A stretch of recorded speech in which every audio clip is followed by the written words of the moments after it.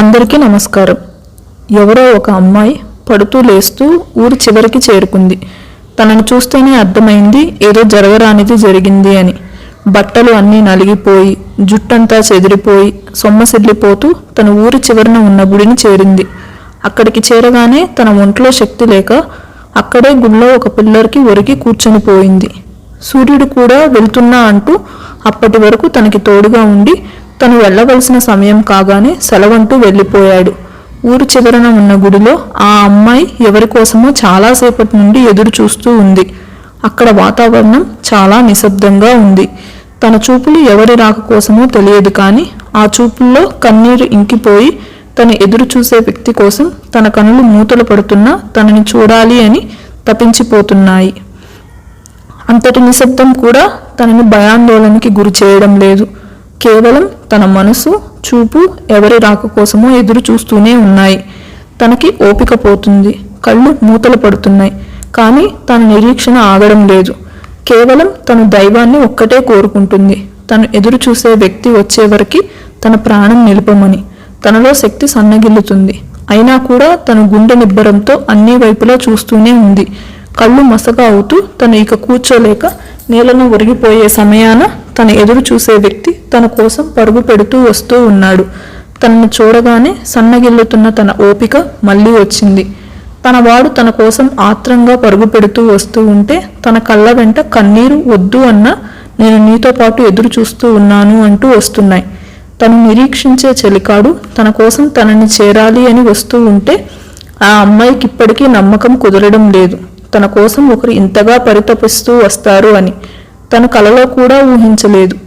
తనని చేరి తన కన్నీటిని తుడిచి తన ముఖంలోకి చూస్తూ రావు అనుకున్నా అంటూ అతను అడగగానే రాలేక ఉండలేకపోయాను. చాలాసేపు అయిందా వచ్చి? లేదు అంటూ తను తలని అడ్డంగా ఊపుతూ తనని కళ్ళారా చూస్తూ ఉంది. ఏంటి అలా చూస్తూ ఉన్నావు?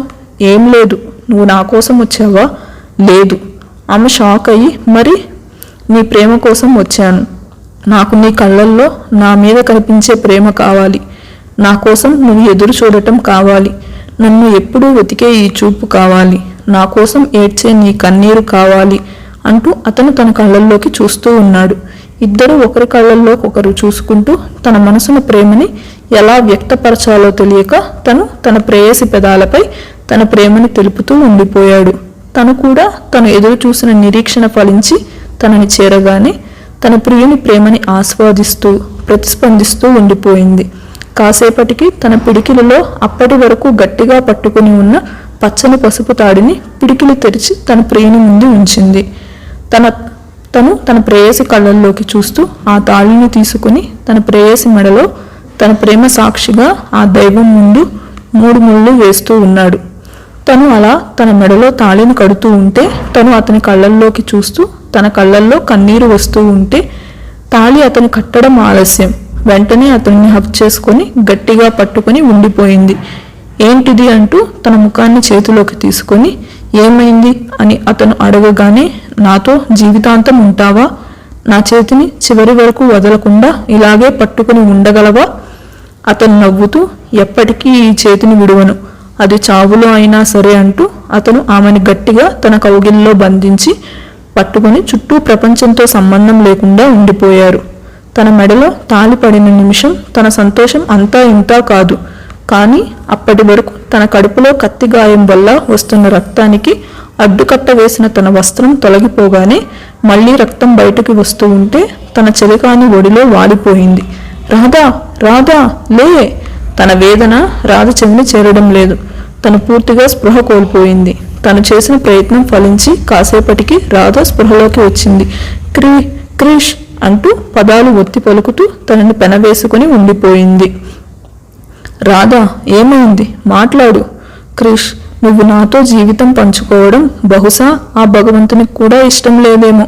అందుకే నన్ను ఇలా తన దగ్గరికి తీసుకుని వెళ్తున్నాడు. ఏం మాట్లాడుతున్నావు? నువ్వు నాదానివి. నన్ను ఇలా వదిలిపెట్టి వెళుతాను అంటే నేను వెళ్ళనిస్తాననుకుంటున్నావా? చంపేస్తా నన్ను ఇక మీదట వదిలితే అంటూ క్రిష్ రాధని కౌగలించుకుని గట్టిగా పట్టుకుని ఏం చేయాలో తెలియక తనని అలా చూస్తూ ఉండలేక చీకటి పడుతూ ఉంటే వారి ఏడుపు కూడా వినేవారు లేరు అక్కడ. అప్పుడే ఒకరు వీరిని వెతుక్కుంటూ కోపంగా గన్ పట్టుకుని వచ్చి వీళ్ల ముందు నిలబడి ఒక్కసారిగా 2 బుల్లెట్లు క్రిష్ పైకి షూట్ చేశాడు. అది చూసిన రాధ వెంటనే క్రిష్ని హత్తుకొని తనని తప్పించేసరికి ఆ బుల్లెట్స్ రాధ శరీరంలోకి దూసుకుని పోయాయి. రాధ చూడండి ఏంటి అంటే అప్పటికే క్రిష్ శరీరంలోకి కూడా 2 బుల్లెట్లను షూట్ చేస్తూ ఒక ఆడ మనిషి వారి వెనుకనే ఉంది. క్రిష్ని కాపాడబోయి రాధని కాపాడబోయి క్రిష్.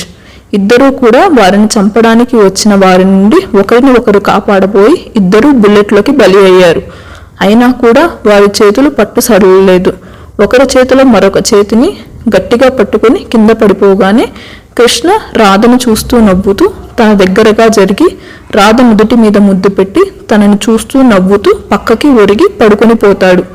రాధ శక్తిని అంతా కూడా తీసుకుని క్రిష్ గుండెలపై పడుకొని, క్రిష్ ఐ లవ్ యూ, ఈ మాట కోసమే కదా నువ్వు ఎదురు చూసింది.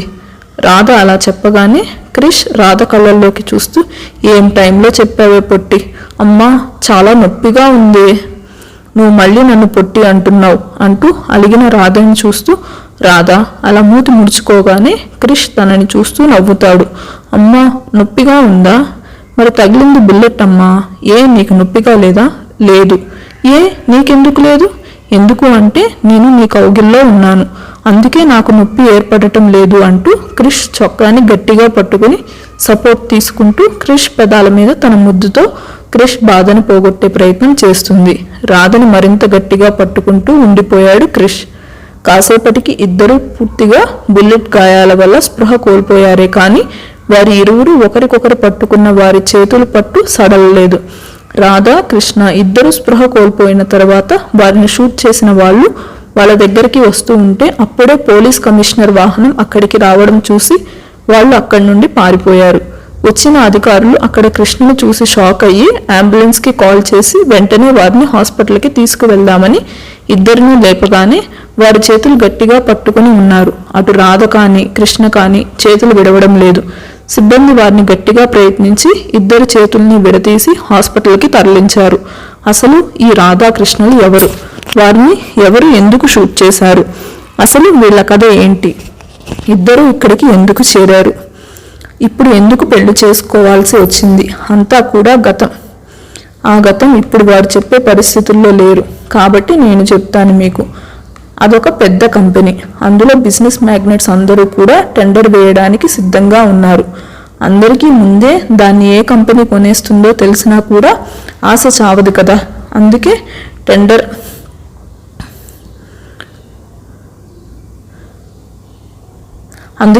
వేయడానికి వారి కొటేషన్ ఫైల్ సబ్మిట్ చేసి అందరూ ఆసక్తిగా చూస్తూ ఉన్నారు. టెండర్ వేసే సమయం ఇంకా ఒక 10 నిమిషాలు మాత్రమే ఉంది.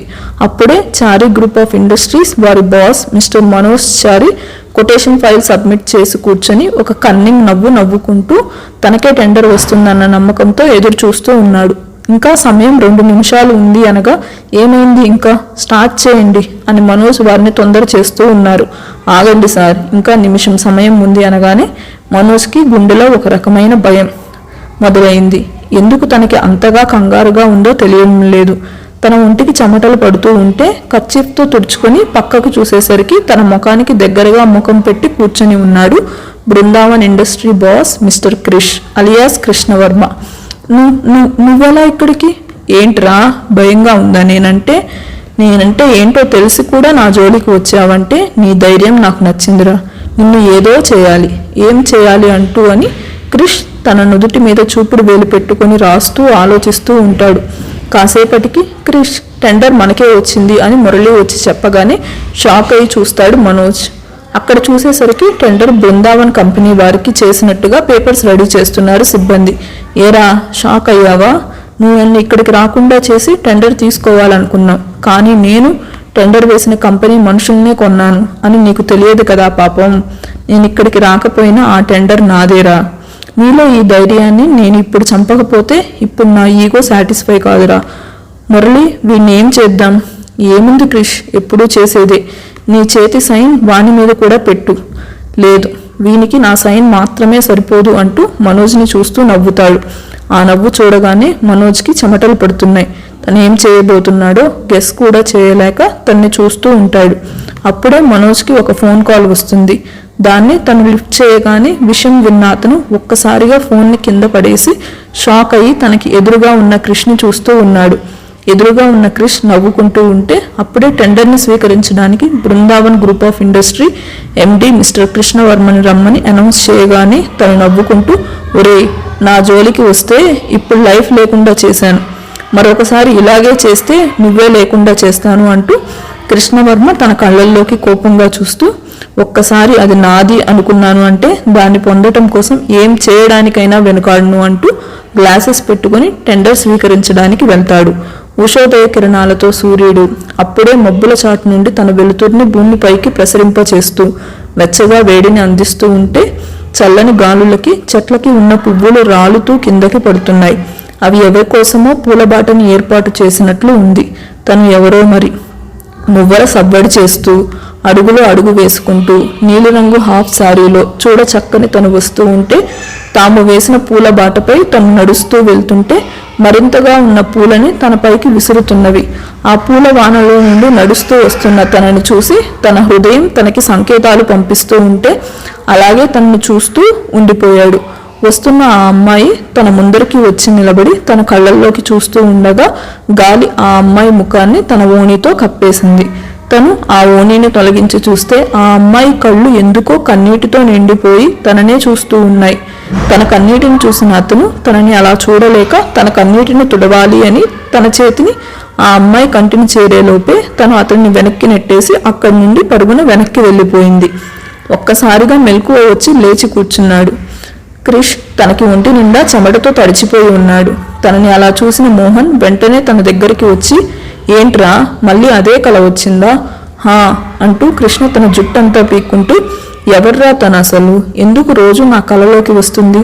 వచ్చిన ప్రతిసారి తన కళ్ళు నాకు ఏమో చెప్తున్నాయి, కానీ అది నేను తెలుసుకోవాలని నేను తన్ని పట్టుకునే సమయానికి తను కలగానే కరిగిపోతుంది.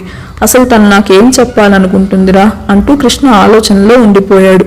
పేరుకు మాత్రం పెద్ద బిజినెస్ మ్యాగ్నెట్, కానీ ఒక చిన్న కలకి ఇంతలా వణిగిపోతున్నారు అంటూ అప్పుడే అక్కడికి వచ్చిన మురళీ కృష్ణని ఆట పట్టిస్తూ వస్తాడు.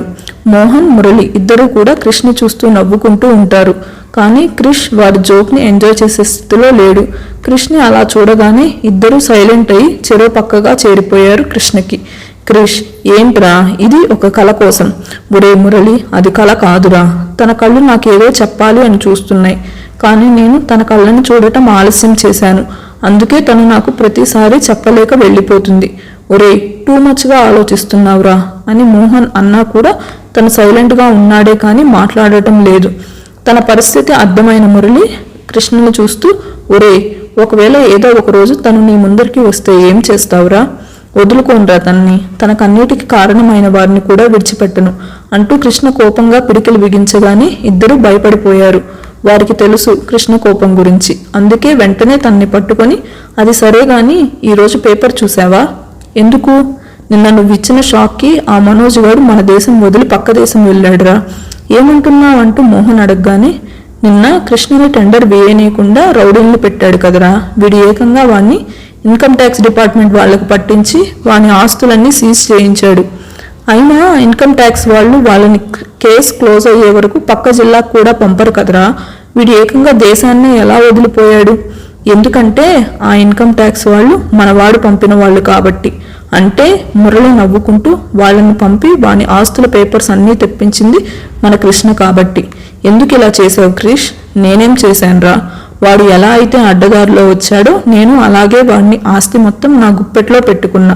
కానీ వాని ఫ్యూచర్ ఎలా అని మోహన్ అడగగానే, మరొక్కసారి నా జోలికి ఎవడు రావాలి అన్నా ఆలోచించాలి, తరువాత పరిణామాలు ఎలా ఉంటాయో అని అంటూ కోపంగా లేచి క్రిష్ ఫ్రెష్ అవ్వడానికి వెళ్తాడు.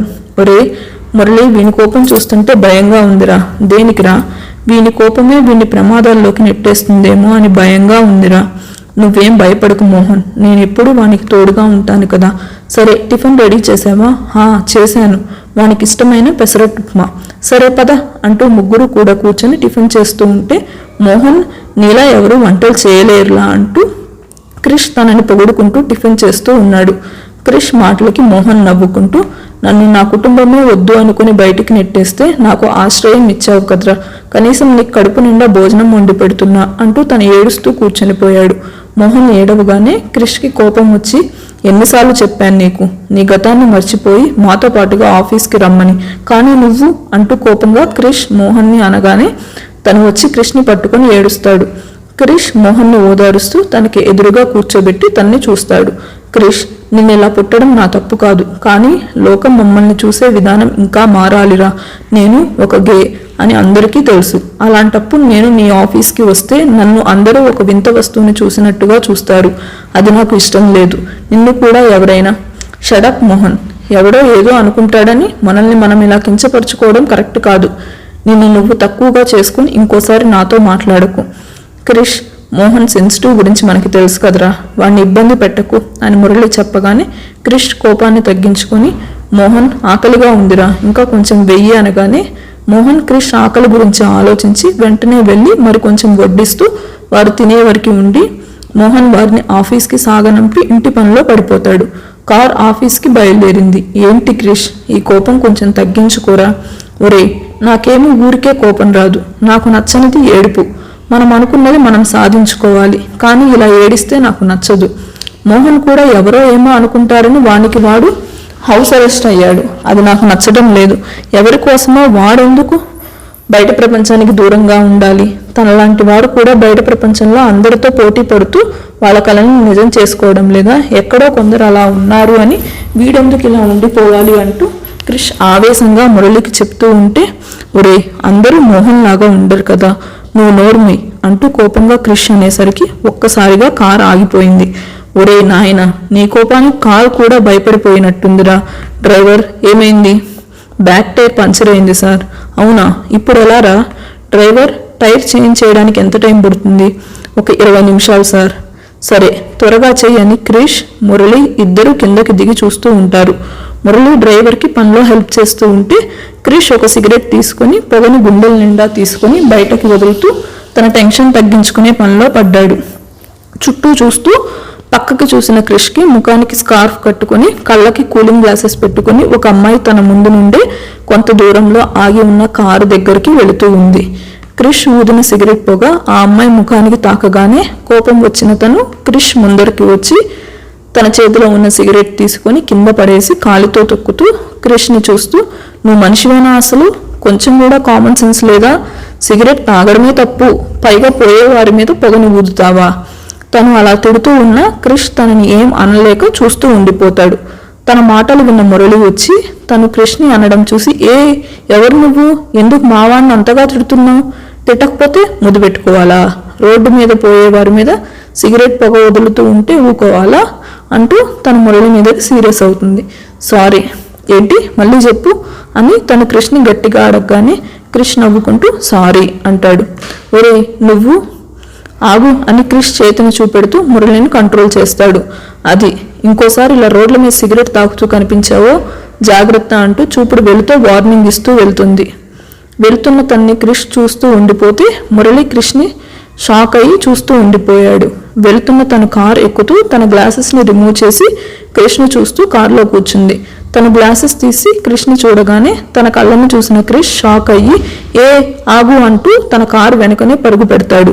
క్రిష్ పరుగు పెట్టడం చూసిన మురళి కంగారుగా తన వెనుకనే పరుగును వెళ్తూ తన్ని పట్టుకోవాలని చూస్తాడు. కానీ క్రిష్ వేగాన్ని అందుకోలేక అక్కడే ఆగిపోయాడు. క్రిష్ తన్ని పట్టుకోవాలనే కంగారులో రోడ్డు మీదకు వచ్చింది కూడా చూసుకోకుండా ఆ కారుని అందుకోవాలని పరుగు పెడుతూనే ఉన్నాడు. కానీ తనకి ఎదురుగా వేగంగా వస్తున్న లారీని చూసుకోలేకపోయాడు.